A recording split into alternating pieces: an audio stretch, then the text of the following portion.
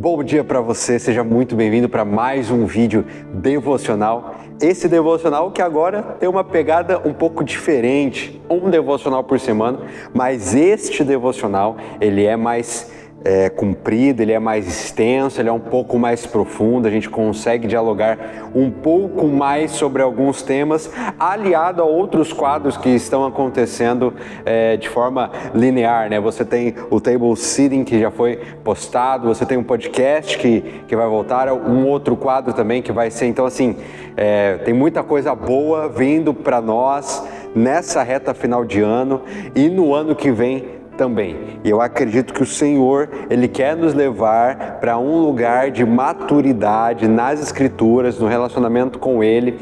E se o canal tiver, nem que seja 0,5% de participação, isso, todo esforço, todo empenho de gravações, de produção de conteúdo, de agendamento, de tudo mais, de estratégia, tudo isso vai ter valido a pena. Porque não se trata de um nome, não se trata do meu nome ser conhecido, não se trata... Não, na verdade é só uma mensagem que tem que ser pregada e tem que se usar a linguagem que as pessoas estão usando. Tem que se usar a linguagem. Em Atos 2, o Espírito Santo usa os apóstolos para pregarem nas respectivas linguagens dos povos que estavam ali presentes, e hoje é exatamente a mesma coisa, né? Deus está nos usando e nos levando para um lugar digital, para que no digital, onde muitas coisas estranhas acontecem, exista ali algo diferente, existe ali um apontamento para um caminho. Então eu quero agradecer você, inscrito do canal, que deu esse voto de confiança, que deu essa... permitiu que esse conteúdo entrasse no seu celular, entrasse aí na sua casa, na sua vida. Eu espero realmente que a gente possa crescer cada vez mais e assim, já em tom de despedida, né? Que em 2024 a gente possa crescer ainda mais. E hoje eu tenho uma palavra do Senhor para o seu coração, uma história, um texto que eu gosto demais e que tem me acompanhado muito nos últimos 2 anos. Nos últimos 2 anos, acho que esse texto, eu já conhecia essa história, eu já tinha ouvido essa história, mas nos últimos 2 anos, nos últimos 3 anos, para ser mais exato, essa história nunca fez tanto sentido para mim, nunca me impactou tanto, né? Em comparação a outras leituras em outros momentos da minha vida. Então quero compartilhar isso com você hoje, e também uma mensagem temporal para a comunidade dos santos, para a igreja, que está lá no livro de Êxodo, no capítulo 19, vai dizer assim, ó. Êxodo 19, do verso 3 até o verso 6, vai dizer assim: Logo Moisés subiu ao monte para encontrar-se com Deus, e o Senhor o chamou do monte, dizendo: Diga o seguinte aos descendentes de Jacó e declare aos israelitas: Vocês viram o que fiz no Egito e como os transportei sobre asas de águias e os trouxe para junto de mim. Agora, se me obedecerem fielmente e guardarem a minha aliança, vocês serão meu tesouro pessoal dentre as nações. Embora toda a terra seja minha, vocês serão para mim um reino de sacerdotes, uma nação santa. Essas são as palavras que você dirá aos israelitas. Observe o anseio de Deus em relação ao seu povo, né? Vale lembrar que essa é uma mensagem que Deus envia para Moisés, para que Moisés transpassasse o povo. Naquela época, o sacerdócio levítico, como a gente conhece, daquela pessoa que ia lá no Santo dos Santos, que vivia o dia da expiação, do Yom Kippur, esse sacerdócio ainda não existia. A gente vê no texto que o desejo do Senhor era de que todo Israel fosse composto de sacerdotes. Então a Bíblia deixa isso muito claro, e Deus deixa isso muito claro através da sua palavra. Eu quero um reino de sacerdotes. Eu quero um reino composto de sacerdotes. Então uma nação onde todos exerçam a função de ministrar a mim. Uma nação, o desejo de Deus era ter uma nação composta de todas as pessoas para ministrar a Ele. Então Ele não queria um representante, Ele queria que todos tivessem essa mesma fome, essa mesma estrutura, essa mesma vontade, essa mesma função. Mesmo que em uma antiga aliança, o desejo de Deus era ter um povo íntimo, era ter um povo que não somente levasse o nome dele, mas que fosse um povo próximo. E aí Moisés, então, coube aí a difícil tarefa de passar essa mensagem para os israelitas. Falou, galera, vocês vão ter que subir no monte junto comigo. Vocês vão ter que ter agora o mesmo nível de intimidade que eu tenho para cima. A gente está junto nessa, vamos junto. Aí o verso 10 vai dizer assim para você e para mim, de Êxodo 19. Êxodo 19, verso 10. O Senhor disse a Moisés, vá ao povo e consagre hoje e amanhã. Eles deverão lavar suas vestes e estar prontos no terceiro dia, porque nesse dia o Senhor descerá sobre o monte Sinai e à vista de todo o povo. Estabeleça limites em torno do monte e diga ao povo, tenham cuidado de não subir ao monte, de não tocar na sua base. Quando tocar no monte, certamente você será morto, será apedrejado ou morto a flechadas. Ninguém deverá tocá-lo com a mão, seja homem, seja animal, não viverá. Somente quando a corneta soar um toque longo, então eles poderão subir ao monte. Existia aqui uma orientação clara. Por quê? Porque Deus, ele é um Deus santo. Deus, ele é um Deus magnífico. Deus, ele é um Deus soberano. Então assim, quando fala que ao tocar no monte eles poderiam morrer, não é que Deus iria matar pura e simplesmente. É porque a santidade de Deus entrando em contato com a perversidade, com a natureza pecaminosa do homem, faria com que automaticamente atraísse juízo de Deus para eles. Basicamente isso, por isso que existia toda uma orientação, todo um cuidado do Senhor para orientar o seu povo. Vocês só vão subir no monte num determinado momento, não toquem, não se aproximem porque vocês serão mortos. A minha santidade poderia destruir vocês. Além do desejo de Deus, existia também uma orientação, e isso nos leva a pensar no quanto Deus é santo e no quanto que nós, em uma nova aliança, onde as coisas são ainda mais profundas, perdemos esse senso de reverência. E esse senso de reverência não tem a ver com você ficar quietinho no culto. Reverência não é ficar quieto no culto. Reverência tem a ver com correspondência. A plena consciência da santidade majestosa, da minha condição pecaminosa, do quanto que eu sou dependente dessa presença e do quanto que eu dependo dessa presença para viver, ainda que nessa presença eu tenha que morrer. Faz sentido? Todas as vezes que a gente sobe no monte, todas as vezes que a gente se aproxima do Senhor, tem um encontro com a presença, alguma coisa em nós vai morrer. Não tem como permanecer do mesmo jeito. Tem até uma música do Alessandro Vilas Boas que diz assim, ao lembrarmos de todos os homens que viram a sua glória, nenhum deles permaneceu do mesmo jeito. E é exatamente isso. Depois que Moisés visitou a glória, depois que Moisés entrou em contato com a presença, ele nunca mais foi o mesmo. Estevão, mesma coisa. Paulo, mesma coisa. Davi, mesma coisa. Esses caras viram coisas maiores, e quando nós vemos coisas maiores, todo ao redor se torna supérfluo, se torna secundário, porque nós estamos vendo coisas maiores. Isso aconteceu com João, isso aconteceu com Moisés, isso aconteceu com Isaías. Esses caras viram coisas maiores. Então existia uma orientação, um desejo do Senhor, mas também uma orientação, e isso nos ensina algo, que o nosso Deus, ele é santo. Portanto, meu amado, se você acha que reverência é ficar quietinho no culto, você está enganado. Porque você pode estar quietinho no culto, sendo completamente irreverente. Não correspondendo, não respondendo, não permitindo ser, não permitindo que o Espírito gere em você a consciência de que você é pecador e dependente da presença, e a consciência de que esse Deus, ele é santo, ele é soberano sobre todas as coisas. Reverência é isso. E o texto vai continuar dizendo, verso 18, olha só. Monte Sinai estava coberto de fumaça, pois o Senhor tinha descido sobre ele em chamas de fogo. Dele subia fumaça como que de uma fornalha, todo o monte tremia violentamente. Verso 20, verso 19. E o som da trombeta era cada vez mais forte, então Moisés falou e a voz de Deus lhe respondeu. O Senhor desceu ao topo do Monte Sinai e chamou Moisés para o alto monte. Moisés subiu, o Senhor lhe disse: desça e alerte ao povo que não ultrapasse os limites para ver o Senhor, e muitos deles pereçam. Mesmo os sacerdotes que se aproximarem do Senhor devem consagrar, senão o Senhor os fulminará. Olha o zelo que haveria de acontecer, que há de acontecer até os dias de hoje. Sabe, o cheiro de morte, ele atrai Deus, tá? O cheiro de sacrifício, ele atrai a presença.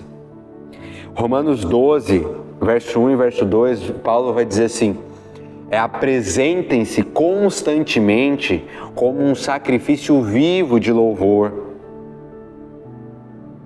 Então, este é o culto racional de você. Esse culto racional não tem a ver com um culto baseado na lógica. O texto significa um culto que toca a alma. O culto profundo, aquele culto que toca a alma, aquele culto espiritual, ele tem a ver com uma entrega profunda, verdadeira e genuína, na qual eu abro mão de mim mesmo, na qual me custe algo. Igual Davi fala: não vou sacrificar nada ao Senhor que não me custe tudo. O custear, o morrer, ele atrai a presença de Deus.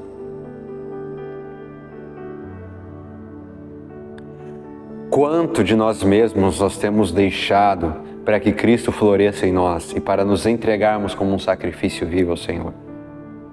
A gente tem baseado demais a nossa fé, o nosso evangelicalismo, naquilo que a gente não pode fazer. E as nossas discussões, o que tem ocupado tempo nas nossas mesas é discutir aquilo que a gente pode e o que não pode. E discutir o que não pode, o que pode ou não pode, ele revela uma essência mais profunda. Discutir se eu posso usar tatuagem, discutir se eu posso usar adornos, discutir qual tipo de instrumento deve ser utilizado, se pode ou não pode ir a tal lugar. Isso, na verdade, revela a seguinte essência: o quão longe eu posso ir sem que os outros me julguem, sem que eu seja condenado, sem que eu peque. E a pergunta não deveria ser essa, a essência não deveria ser essa. A essência deveria ser, e a essência que gera todos os debates deveria ser: o quão perto eu posso estar, o quanto eu posso morrer de mim mesmo para estar mais próximo de Cristo. Não estou falando de dúvidas pontuais, você pode ter dúvidas pontuais, mas a essência de tudo isso deve vir de um lugar de o quanto que eu posso me abandonar, o quanto que eu posso abrir mão dos meus próprios desejos, da minha própria carne, para que Cristo floresça em mim, para que eu me apresente como um sacrifício vivo a Deus e experimente da sua vontade, que é boa, perfeita e agradável. É sobre isso a nossa fé. A gente baseia a nossa fé em coisas totalmente supérfluas. A gente abaixa o sarrafo lá embaixo, a gente nivela o debate por baixo, achando que a nossa fé se resume no cumprimento de bons usos e costumes. Existem coisas muito mais profundas que isso, que vão refletir sim em usos e costumes, mas isso parte de um lugar orgânico, de um lugar de consciência, de um lugar de resposta ao que Ele já fez. Ao que Ele já fez. Ao que Ele já fez. Não deveria ser uma cena muito interessante de se ver, né? Imagina um monte tremendo violentamente, mano. Imagina, cara, fumaça, como se fosse uma fornalha, fumaça saindo assim, com certeza. Eu ficaria extremamente assustado. Mas em meio a todo aquele caos que eles estavam vendo, aqueles fenômenos naturais, existia ali uma presença, existia ali Deus. Só que o povo não quis pagar o preço de ver Deus.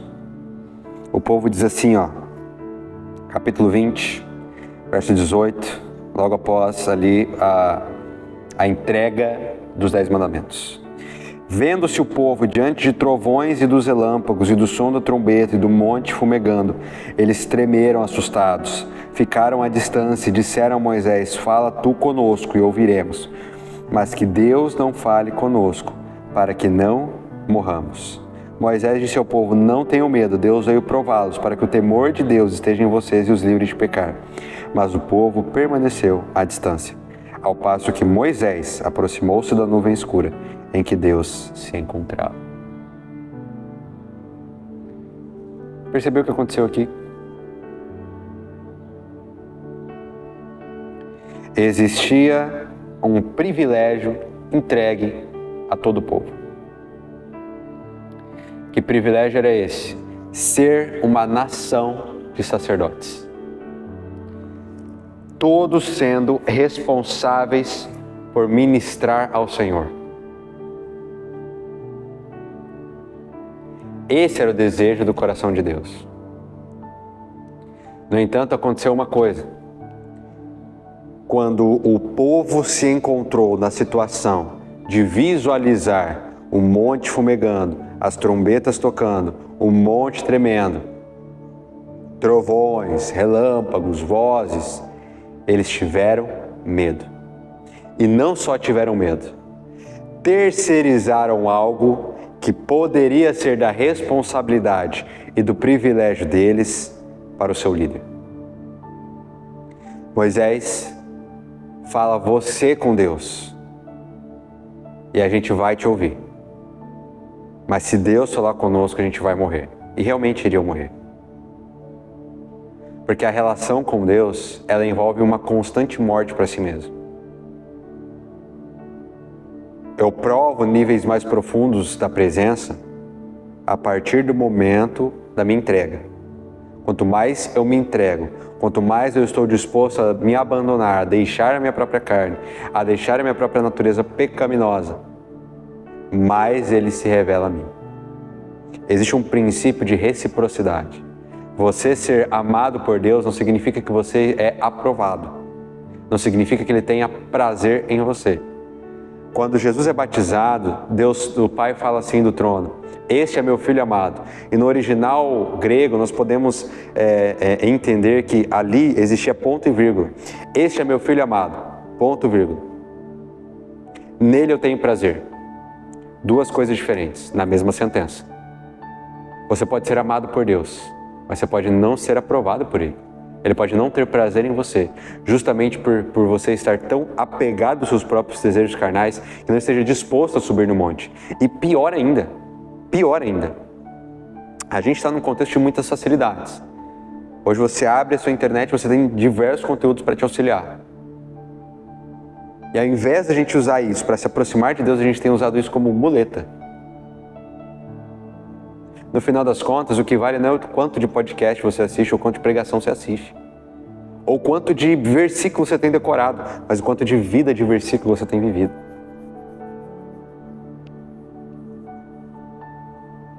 Sabe, o que o povo fazia há milhares de anos atrás, nós fazemos exatamente hoje.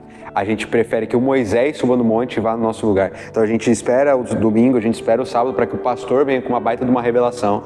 A gente espera o conteúdo do fulano de tal para que ele venha com uma baita revelação no vídeo de pregação dele, no podcast dele, no curso dele. A gente fica esperando isso, sendo que na verdade agora o véu já se rasgou. Nós somos uma nação de sacerdote realmente. Sabe, era a responsabilidade do sacerdote, em Levítico 6:12, fazer, Deus mandava o fogo, mas quem fazia a manutenção desse fogo era o sacerdote. Nós somos responsáveis por fazer a manutenção desse fogo. O fogo que vem do céu, o fogo que vem de Deus, nós é que devemos nutrir, nós é que devemos manter. E a pergunta é, nós temos permitido deixar a chama acesa?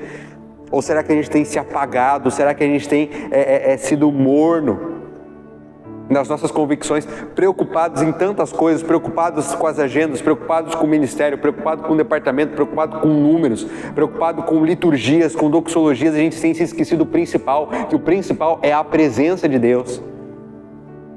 Pedindo para que o Moisés suba no nosso lugar, porque subir no monte desgasta, cara. Subir no monte tem a ver com você abrir mão de si mesmo. Subir no monte vai doer a batata da perna, vai doer a coxa, vai fazer com que você tire as suas cargas para que você consiga ter uma caminhada um pouco melhor. Mas quando você chega no pico, cara, você encontra o Pai lá. Sabe, há 2000 anos atrás, existiu alguém que subiu no monte e se encontrou com o Pai lá em cima. E foi morto pelo Pai. Este mesmo sangue é o que hoje nos dá acesso irrestrito à presença de Deus. Existia um abismo que nos separava do Senhor. Esse abismo chama-se pecado. Jesus vem, sobe o monte, se entrega, e esse abismo ele deixa de existir. Não pelos nossos méritos, mas pelos méritos de Cristo. Todas as vezes que eu não desenvolvo o meu sacerdócio, que eu não desenvolvo a vida de quartinho, que eu não ministro ao Senhor, que eu não ministro na presença do Senhor, eu estou desvalorizando o sacrifício de Cristo, porque Ele morreu para te dar acesso.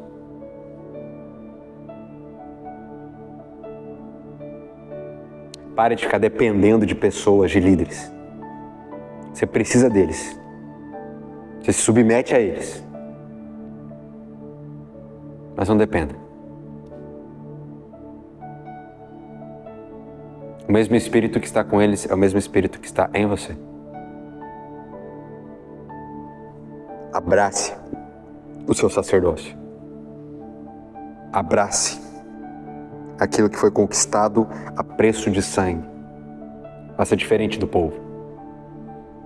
Êxodo 33 vai dizer que existia uma tenda do encontro, fora do arraial, não era no monte. Existia uma tenda fora do arraial, onde qualquer um que quisesse se encontrar com o Senhor, aquela tenda foi apelidada por Moisés de tenda do encontro. Qualquer um que quisesse encontrar o Senhor poderia ir naquela tenda. Pergunta se o povo ia. Só Moisés ia.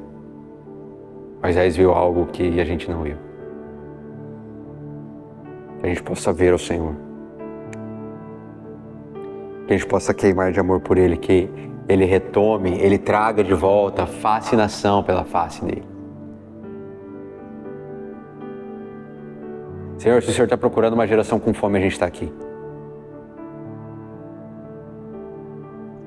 Sem teatro, sem demagogia, sem busca por engajamento. A gente está aqui. Disponíveis. Responsáveis. Chega de ficar mandando Moisés no nosso lugar. Chega. A gente quer pagar o preço.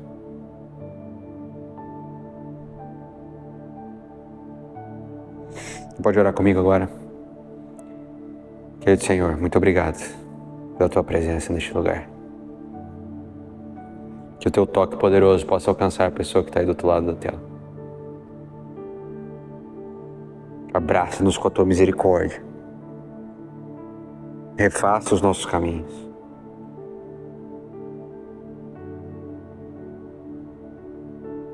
Nós nos permitirmos ser totalmente lavados pelo sangue do Cordeiro. Nós nunca mais queremos ser os mesmos. É o que pedimos em nome de Jesus. Amém. Espero que você tenha sido tocado. Se inscreva no canal para você não perder nada. E a gente se vê no próximo conteúdo.